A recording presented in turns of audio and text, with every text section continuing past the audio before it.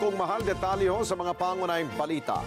Itinuturing ng Armed Forces of the Philippines o AFP na seryoso ang mga impormasyon na sinabi ni Senadora Amy Marcos kaugnay sa umano'y mga nakatutok sa bansa ang hypersonic missiles ng China. At dahil dito, makikipag-ugnayan sila sa senadora upang makakuha ng karagdagang detalye, lalo na at nakasalalay rito ang seguridad ng bansa. Mamayan Ali, kaya dagdag pa ng senadora, galit umano ang China dahil sa pagtatatag ng EDCA site sa bansa kasamang Estados Unidos maliban pa sa mainit na tensyon sa West Philippine Sea. Kunin natin ang live report ni Mar Gabriel. Mar.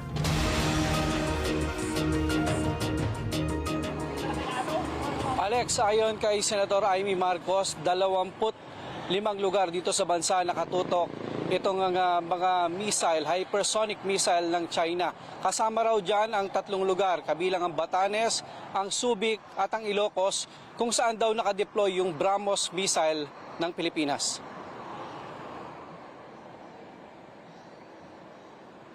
Aminin natin ang problema talaga dahil sa tingin ng China, talagang kumampi na tayo sa kalaban nila. Nagbigay tayo ng 17 base militar sa pakiwari nila, yung EDCA sites. Talaga mainit ang ulo nila. Usap-usapan ngayon ang mga impormasyon na inihayag ni Senator Amy Marcos sa kanyang social media account kaugnay sa umano'y planong pag-atake ng China sa bansa. Galit daw ang China dahil sa pagtatatag ng Enhanced Defense Cooperation Agreement o EDCA site sa bansa kasama ang Estados Unidos. Dagdag pa raw dyan ang mainit na sitwasyon ngayon sa West Philippine Sea.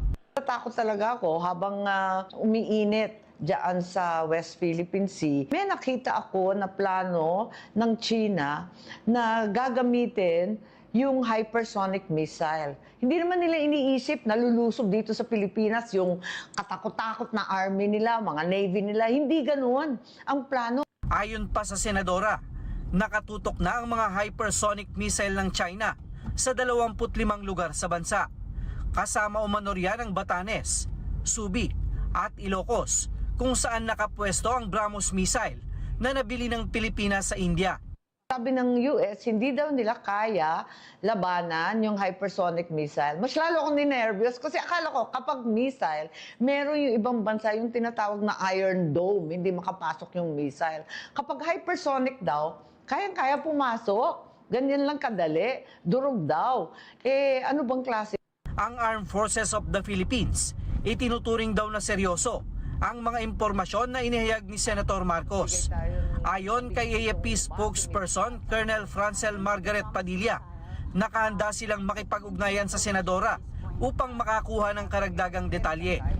Handa po kaming makipag-coordinate at makipag-ugnayan po sa ating good senator, kay Madam Senator Amy Marcos po, upang makuha ang mga detalye at ang Armed Forces of the Philippines po ay makagawa ng nararapat na aksyon para masiguro po natin ang kaligtasan ng ating bansa. Ang ilang miyembro ng Japan House of Representatives na kasalukuyang nasa bansa, nakahanda raw magkaloob ng tulong sa Pilipinas upang hindi na maulit ang insidente sa Ayungin Shoal noong June 17. Ngayong buwan, inaasahang malalagdaan na rin ang Reciprocal Access Agreement sa pagitan ng Japan at Pilipinas. Malaking tulong daw ito sa kasalukuyang sitwasyon sa West Philippine Sea. This will be a very historic activity considering that the international community now understands a broad united front has to be put in place in order to check any attempts to disrupt the rules-based international order.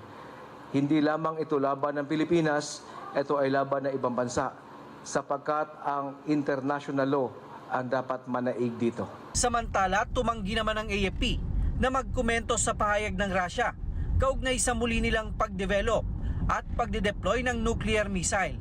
Sa harap daw yan ang pagdadala ng kaparehong missile ng Amerika sa Europe at Asian countries, kasama na ang Pilipinas. Alex, tumanggi naman ang Department of National Defense na magbigay ng komento kaugnay dyan sa naging pahayag nitong si Senator Amy Marcos. Wala raw basihan yung paglalabas nila ng reaksyon dahil hanggang sa ngayon ay hindi raw nila nakikita o nababasa yung plano na sinasabi nitong senadora. Alex?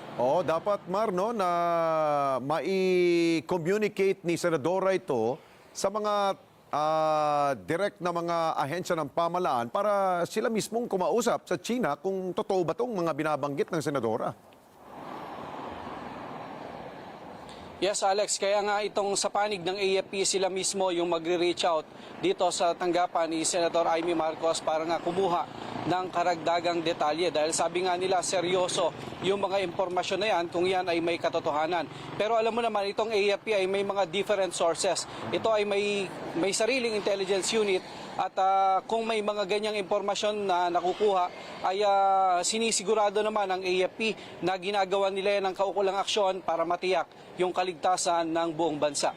At Alex? Mark, kung sakali mang totoo itong mga ibinulalas ni Senadora Amy Marcos, anong sabi ng AFP? Meron ba tayong panangga dyan? Alex, hindi nagbigay ng detalye itong AFP patungkol doon sa kapabilidad natin na ipagtanggol itong bansa mula dyan sa mga sinasabing hypersonic missile. Pero ayon